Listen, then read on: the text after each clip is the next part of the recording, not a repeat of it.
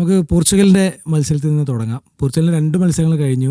ആദ്യം കൊങ്കോക്കെതിരെയുള്ള മത്സരം, ഇന്നൊരു ഉസ്ബെക്കിസ്ഥാനെതിരെയുള്ള മത്സരം. ഈ 2 മത്സരങ്ങളിലേക്ക് നമ്മൾ വന്നു കഴിഞ്ഞാൽ ആദ്യത്തെ മത്സരത്തിൽ നിന്ന് വലിയ മാറ്റങ്ങളുണ്ട് രണ്ടാം മത്സരത്തിലേക്ക് വരുമ്പോൾ. ഇപ്പോൾ റൊണാൾഡോ ഇൻഡിവിജ്വൽ ലെവലിൽ തന്നെ ഭയങ്കര മാറ്റമാണ്. ആദ്യ മത്സരത്തിൽ കണ്ടായ റൊണാൾഡോ അല്ല ഇന്നലെ നമ്മൾ കണ്ടത്. ടീം ആകെയും അങ്ങനെ തന്നെയാണ്. സാറിന് എന്താണ് ഈ 2 മത്സരങ്ങളും കമ്പാരിസൺ ചെയ്യുമ്പോൾ? ആദ്യത്തെ കളി കോങ്കോ നന്നായി ഡിഫെൻഡ് ചെയ്തു എന്നുള്ളത് ശരിയാണ്. രണ്ടാമത്തെ കളിയിൽ ഉസ്ബെക്കിസ്ഥാൻ്റെ ഡിഫെൻസ് അത്ര നന്നായിരുന്നില്ല. പക്ഷെ പോർച്ചുഗലിൻ്റെ അപ്രോച്ച് കംപ്ലീറ്റ്ലി ഡിഫറെൻ്റ് ആയിരുന്നു. 2 കളിയിലും കുറേയും കൂടി ഫാസ്റ്റായിട്ട് കളിച്ചു. ഈ ലോകകപ്പിൽ ഒരു ടീമും സ്ലോ ആയി കളിച്ചിട്ട് ജയിക്കാൻ പറ്റിയിട്ടില്ല, പ്രത്യേകിച്ച് ഒരു ലോ ബ്ലോക്കിനെതിരെ. അപ്പോൾ ആ ആദ്യത്തെ മിനിറ്റ് തൊട്ട് തന്നെ നല്ല ഇൻറ്റൻസിറ്റിയോടുകൂടി ഫാസ്റ്റായിട്ട്, പിന്നെ ആദ്യത്തെ കളിയിൽ കാണാത്ത പോലെ ത്രൂ ബോൾസൊക്കെ ഉണ്ടായിരുന്നു. റൊണാൾഡോ കുറേയും കൂടി റൺസ് ചാനൽസിലേക്കും അതെ സ്ട്രെയിറ്റ് ആയിട്ടും, പിന്നെ കിട്ടിയ ചാൻസസ് ആദ്യം തന്നെ കൺവേർട്ട് ചെയ്യാൻ പറ്റിയത് കാരണം ടീമിന് ആകപ്പാടെ ഒരു കോൺഫിഡൻസും വന്നു. നമ്മൾ ഈ നാട്ടിലെ അല്ലെങ്കിൽ സോഷ്യൽ മീഡിയയിലൊക്കെ പറയുന്ന ഒരു അഭ്യൂഹമാണ് എന്ത്, ഈ പോർച്ചുഗൽ ടീമിനുള്ളിൽ ഭയങ്കര കുടുംബവഴക്കാണ്, അവരങ്ങോട്ട് പാസ് കൊടുക്കുന്നില്ല ഇങ്ങോട്ട് പാസ് എടുക്കുന്നില്ല, കുറേ കിംവദന്തികളുണ്ട്. സത്യമാണെന്ന് ഞാൻ വിശ്വസിക്കുന്നില്ല. അതിനെക്കുറിച്ച് സാറിൻ്റെ ഒരു ടേക്ക് എന്താണ്? ഒരു ടീമിനൊരു മോശം റിസൾട്ട് ഉണ്ടാകുമ്പോൾ തീർച്ചയായിട്ടും അതിപ്പോൾ ഏത് സ്പോർട്ടായാലും, ക്രിക്കറ്റ് ആയാലും ഫുട്ബോൾ ആയാലും, ആ ഡ്രസ്സിങ് റൂമിൽ ചർച്ചകളുണ്ടാവും എന്തുകൊണ്ട് നമ്മൾ ഈ കളി ജയിച്ചില്ല എന്നുള്ളതിനെ പറ്റി. അപ്പോൾ തീർച്ചയായിട്ടും ആ കോങ്കോ കളി കഴിഞ്ഞിട്ട് ഇപ്പോൾ കോച്ചിൻ്റെ ഭാഗത്തു നിന്നായാലും വേറെ സീനിയർ പ്ലേയേഴ്സിൻ്റെ ഭാഗത്തു നിന്നായാലും ചർച്ചകൾ ഉണ്ടായിട്ടുണ്ടാവും, അത് സാധാരണയാണ്. പക്ഷെ അതിനപ്പുറം ഇപ്പോൾ ഞാൻ ഇയാൾക്ക് പാസ്, ഇപ്പോൾ ബ്രൂണോയും റൊണാൾഡോയും തമ്മിലാണ് വലിയൊരു പ്രശ്നം അവതരിപ്പിച്ചിട്ടുണ്ടായിരുന്നു. പക്ഷെ ബ്രൂണോ ഫെർണാണ്ടസിന്റെ പാസ്സാണ് റൊണാൾഡോന്റെ 2ാമത്തെ ഗോൾ. അതല്ല, നല്ലൊരു ഫ്രീ കിക്ക് കൊടുക്കുന്നുണ്ട്. അതെ, അത് ന്യൂനോ മെൻഡസ് ആണ് അടിക്കേണ്ടത്. അതല്ല, അതിനുശേഷം ഒരു ഫ്രീ കിക്ക് ബ്രൂണോ ഇങ്ങനെ ഊർത്തി കൊടുക്കുമ്പോൾ റൊണാൾഡോ കിക്ക് എടുക്കുന്നത് ഓടിയിട്ട് തന്നെ, പക്ഷെ ആ ഗോളി ബ്ലോക്ക് ഇടുകയാണ്. അതും ഉണ്ടായിരുന്നു. ഈ റൊണാൾഡോയുടെ ഈ ഒരു ടീമിലെ സ്ഥാനത്തെ കുറിച്ച് പല ഒപ്പീനിയൻ ഉണ്ട്. പലരും പറയുന്നത് റൊണാൾഡോ പൂർണ്ണമായും ഡിസേർവിങ് തന്നെയാണ് ആ ടീമിൽ ഫസ്റ്റ് ലെവലിൽ കളിക്കാമെന്നാണ്. മറ്റു ചിലർ പറയുന്നത് അദ്ദേഹം ഡിസേർവിങ് അല്ല എന്ന് പറയുന്നുണ്ട്. മറ്റു ചിലർ പറയുന്നത് ഒരു സബ് പോലെ ഇമ്പാക്റ്റ് ആയിട്ട് ഉപയോഗിക്കണം എന്നാണ്. സാറിന് ഈ ഒരു വിഷയത്തിൽ എന്തായാലും ടേക്ക്? റൊണാൾഡോ 11 ഉണ്ടായാലും കുഴപ്പമില്ല, പക്ഷെ ജാവോ ഫിലിക്സ് പറഞ്ഞതിന് കുറേ വിമർശനം ഉണ്ടായി. റൊണാൾഡോയും ഒരു കളിക്കാരൻ മാത്രമാണ്. ശരിക്കുള്ള യാഥാർത്ഥ്യം അതാണ്. അങ്ങനെ കളിച്ചാൽ ഈ പോർച്ചുഗൽ ടീമിന് ഫൈനൽ വരെ എത്താൻ പറ്റുന്ന അത്രയും കഴിവുള്ള ഒരു ടീമാണ്. പക്ഷെ റൊണാൾഡോന് നിങ്ങളൊരു സ്പെഷ്യൽ സ്റ്റേറ്റസ് കൊടുത്ത് കളിക്കാൻ നോക്കിക്കഴിഞ്ഞാൽ ഈ ടീം എവിടെ എത്തില്ല. അത് റോബർട്ടോ മാർട്ടിനസ് അത് മനസ്സിലാക്കി അതിനനുസരിച്ച് കളിക്കണം. നമ്മൾ ഈ പോർച്ചുഗൽ ടീമിൻ്റെ ഒരു ഹിസ്റ്ററി പറയുമ്പോൾ യുസേബിയോ, ഫിഗോ, അങ്ങനെ ഒരുപാട് പേരുകളുണ്ട്. നമ്മളിങ്ങനെ ആകത്തുകയിൽ നോക്കിയാൽ പോർച്ചുഗലിൻ്റെ ഒരു ഗോൾഡൻ ജനറേഷൻ ആണോ ഇത്?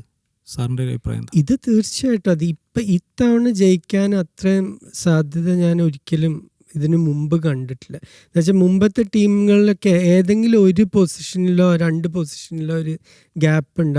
അവിടെ ഒരു എന്താ പറയുക, ഒരു ആവറേജ് കളിക്കാരനായിരിക്കും, വേൾഡ് ക്ലാസ്. ഇതിപ്പോൾ ഗോൾ കീപ്പർ തന്നെ ഒരു വേൾഡ് ക്ലാസ് കീപ്പറാണ്.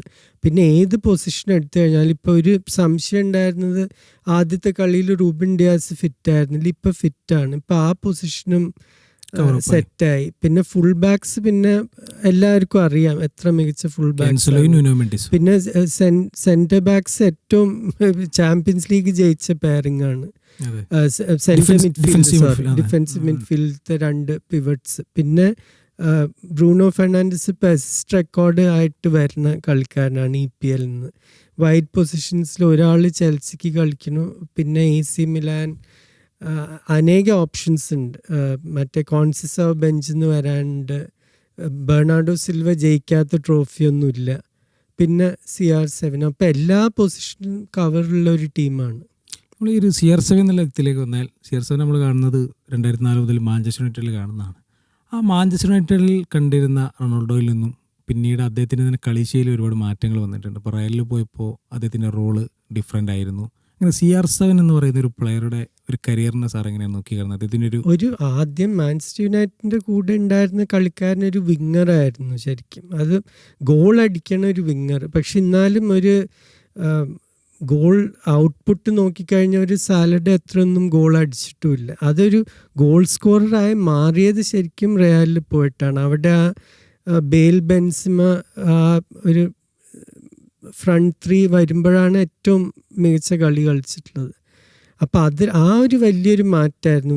യുണൈറ്റഡിൽ ഒരിക്കലും ആ ഒരു മെയിൻ സ്ട്രൈക്കർ ആ ഒരു റോൾ ഉണ്ടായിരുന്നില്ല, മെയിൻ ഗോൾ സ്കോററും ആയിരുന്നില്ല ആയിരുന്നില്ല ഒക്കെയുള്ള ടീം. പിന്നെ അതിനു മുമ്പ് ടെവസും ഒക്കെ ഉണ്ട് ആ ടീമിൽ. അതെ, ആദ്യകാലത്ത് നിസ്റ്റൽറോയ് ഉണ്ട്, പിന്നെ റൂണി, ടെവസ് ഒക്കെ ഉള്ള ടീമാണ്. ഇവിടെ വരുമ്പോൾ ബെൻസിമ കുറച്ചൊരു ബാക്ക് സീറ്റ് എടുക്കാൻ തുടങ്ങി. റൊണാൾഡോ ഫ്രണ്ടിലായിക്കോട്ടെ എന്ന് പറഞ്ഞിട്ട് ബേലും ബെൻസിമയും സപ്പോർട്ട് റോളിലായിട്ട് താൻ തന്നെ മെയിൻ കളിക്കാരനായി. അപ്പം അതൊരു വലിയൊരു മാറ്റമായിരുന്നു. ഏതായിരുന്നു റൊണാൾഡോയുടെ ശരിക്കും ഏറ്റവും ബെസ്റ്റ് പീരീഡ്? ഏത് ബെസ്റ്റ് പീരീഡ്? ആദ്യത്തെ ആ റിയൽ പീരീഡ്. പ്രത്യേകിച്ച് നമ്മൾ ഒരു കാര്യം ഓർമ്മിക്കണം, റൊണാൾഡോ റിയലിൽ എത്തുമ്പോൾ ബാഴ്സലോണ ഏറ്റവും മേധം നിൽക്കുന്ന സമയം. അപ്പം അവരെ അവിടുന്ന് താഴത്തേക്ക് കൊണ്ടുവരിക എന്ന് പറഞ്ഞാൽ തന്നെ ഒരു വലിയൊരു കാര്യമായിരുന്നു. അത് ഒരു പരിധി വരെ ചെയ്യാൻ പറ്റി. ആദ്യം ഹോസെ മൊറീനിയോ കോച്ചായിട്ടും പിന്നെ ആൻസലോട്ടി കോച്ചായിട്ടും ആ ഒരു ഗ്യാപ്പ് മാറ്റാൻ പറ്റി. ആദ്യം ഒരു വലിയൊരു ഗ്യാപ്പ് തന്നെയായിരുന്നു പെപ്പിന്റെ കാലത്ത്. അതെ അതെ. നമ്മൾ ഈ പോർച്ചുഗലിന്റെ കോച്ചാണ് റോബർട്ടോ മാർട്ടിനസ് എന്ന് പറയുന്നത്. റോബർട്ടോ മാർട്ടിനസ് പൊതുവെ ആർക്കും അത്ര താല്പര്യമില്ലാത്തൊരു കോച്ചാണ്. അതിന് പ്രധാനപ്പെട്ട കാരണം അദ്ദേഹം ഇതുവരെ ബെൽജിയം എന്ന് പറയുന്ന ഒരു ഗോൾഡൻ ജനറേഷനെ പരിശീലിപ്പിച്ച് ഒന്നും ആകാതെ പോയി, അല്ലെങ്കിൽ വേൾഡ് കപ്പിലൊന്നും ഒരു വേൾഡ് കപ്പ് ഒക്കെ നേടാൻ സാധ്യത ഉണ്ടായിരുന്ന സ്ക്വാഡായിരുന്നു ബെൽജിയം. എങ്ങനെയാണ് റോബർട്ടോ മാർട്ടിനസ് എന്ന് പറയുന്ന കോച്ചിനെ? റോബർട്ടോ മാർട്ടിനസിന്റെ എല്ലാ കാലത്തും ഞാൻ 2 ടൂർണമെന്റ് ഓർമ്മിക്കുക. ഒന്ന് യൂറോ 2016, അത് പോർച്ചുഗൽ വളരെ ലക്കോടുകൂടി ജയിച്ചു. ഒരു ഗ്രൂപ്പ് മാച്ചും കൂടി ജയിക്കാതെ ഒരു ട്രോഫി നേടിയിട്ടുള്ള ടീമാണ്. പക്ഷെ ആ ടൂർണമെന്റിൽ ബെൽജിയം തോൽക്കേണ്ട ആരോടെ? വെയിൽസിനോട്. ഒരിക്കലും തോൽക്കാൻ പാടില്ലാത്തൊരു കളിയാണ്. അതിലൊക്കെയാണ്, ആ കളിയിലൊക്കെയാണ് ശരിക്കും റോബർട്ടോ മാർട്ടിനസിൻ്റെ പ്രശ്നങ്ങൾ കാണുന്നത്. ആ ഒരു കൂട്ടം കളിക്കാരെ വെച്ച് ഒരു ടോപ്പ് കോച്ചാണെങ്കിൽ അതൊരു 4-0 ജയിക്കേണ്ട കളി, അതിന് പകരം 3-1 തോൽക്കണം. അതേപോലെ 2018 ബ്രസീലിനെ തോൽപ്പിച്ചതിന് ശേഷം എല്ലാവരുടെയും ഫേവറേറ്റ്സ് ബെൽജിയം ആയിരുന്നു. അർജന്റീന അതിനു മുമ്പ് പുറത്തായി കഴിഞ്ഞു. പക്ഷെ പിന്നെ ഫ്രാൻസിനെതിരെ ഒരു ധൈര്യമില്ലാതെ ഒരു സെമി ഫൈനലിൽ പോയി കളിക്കണം. പിന്നെ 3rd പ്ലേസ് മാച്ചിൽ നന്നായി കളിച്ചു എന്ന് പറഞ്ഞിട്ട് ഒരു കാര്യമില്ല. കളിക്കേണ്ട സമയത്ത് നിങ്ങൾക്ക് ശരിക്കും കളിക്കാൻ പറ്റിയില്ല. ആ കളിക്കാരെ കൊണ്ട് എന്തൊക്കെയോ അവരുടെ സ്ട്രെങ്ത് അനുസരിച്ചിട്ടല്ല കളിച്ചത് ഒരിക്കലും. സാറേ, ഈ ഒരു പോർച്ചുഗലിന്റെ ഒരു പ്രഡിക്ഷൻ എന്താണ്? എത്ര വരെ പോകാനുള്ള കെൽപ്പുണ്ട്, അല്ലെങ്കിൽ എത്ര വരെ പോകും പോർച്ചുഗൽ? ശരിക്കും നമുക്കത് അറിയണമെങ്കിൽ ആ കൊളംബിയ കളി കാണണം. കൊളംബിയ ഒരു വളരെ മികച്ചൊരു ടീമാണ്, ഒരു സെറ്റിൽഡ് ആയിട്ടുള്ള ടീമാണ്.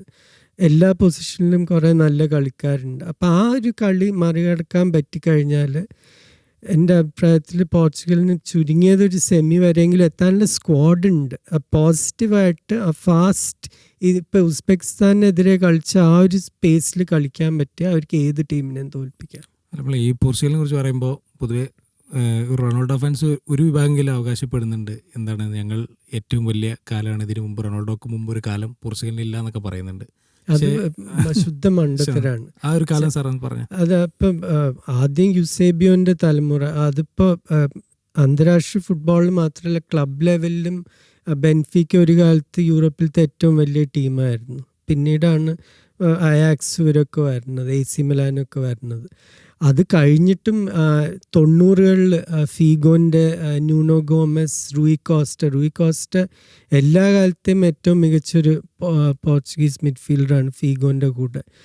പിന്നെ അവർക്ക് പല കോൺസിസാവിൻ്റെ അച്ഛൻ ഹാട്രിക് അടിച്ചിട്ടുണ്ട് ജർമ്മനിക്കെതിരെ യൂറോ 2000. അപ്പം എല്ലാ കാലത്തും അവർക്ക് ടാലൻ്റ് ഉള്ള. യൂറോ 84 അവർ ഫ്രാൻസിനെ ഞെട്ടിപ്പിച്ചത് സെമിയിൽ 3-2 തോറ്റത്. പക്ഷെ അവസാന നിമിഷങ്ങൾ വരെ ലീഡ് ചെയ്തിരുന്ന ഒരു മാച്ചാണ്. ഫൈനലിലും എത്തി. അത് റൊണാൾഡോന്റെ ആദ്യത്തെ ടൂർണമെന്റ്. പക്ഷെ അപ്പോഴും ചുറ്റും മികച്ച കുറെ കളിക്കാരുണ്ട്. അതിൽ നമ്മൾ ഈ ബ്രൂണോ ഫെർണാണ്ടസിനെ കൂടി പറഞ്ഞിട്ട് അവസാനിപ്പിക്കാൻ തോന്നുന്നു. ബ്രൂണോ ഫെർണാണ്ടസ് എന്ന് പറയുന്നത് ഇപ്പോൾ നമ്മൾ പ്രീമിയർ ലീഗ് കിടക്കുകയാണെന്നുകൊണ്ട് നമ്മളെ സംബന്ധിച്ചൊരു വലിയ പ്ലെയറാണ് പ്രീമിയർ ലീഗ്. അപ്പോൾ യുണൈറ്റഡിന്റെ മോശം കാലത്ത് പോലും നന്നായി പെർഫോം ചെയ്ത ഒരു പ്ലെയറാണ്. ബ്രൂണോ ഫെർണാണ്ടസിനെ എങ്ങനെയാണ് നോക്കിയാണ്? പോർച്ചുഗൽ ഈ ലോകകപ്പ് ജയിക്കുകയാണെങ്കിൽ ഏറ്റവും പ്രധാനപ്പെട്ട കളിക്കാരൻ ബ്രൂണോ ഫെർണാണ്ടസ് ആണ്, റൊണാൾഡോ അല്ല. അത് പല ഫാൻസിനും അത് കേൾക്കാൻ ഇഷ്ടമായിരിക്കില്ല. പക്ഷെ ബ്രൂണോ ആ ക്രിയേറ്റീവ് റോളിൽ ക്ലിക്ക് ചെയ്താൽ ഞാൻ പറഞ്ഞ പോലെ അവർക്ക് ഏത് ടീമിനെയും തോൽപ്പിക്കാൻ പറ്റും. എന്ന് വെച്ചാൽ റൊണാൾഡോന് ആവശ്യം അങ്ങനത്തെ ത്രൂ ബോൾസ് ആണ്. ആ ചാനലിലേക്കായാലും ബോക്സിലേക്കായാലും പിന്നെ എല്ലാ മൂവ്മെൻറ്റും കണ്ടു. ഇപ്പോൾ വിങ്സിലേക്കുള്ള പാസസ് ആയാലും സെൻറ്ററിൽ കൂടി ഉള്ളതായാലും ബ്രൂണോന് ആ ഫുൾ സെറ്റ് ഉണ്ട്.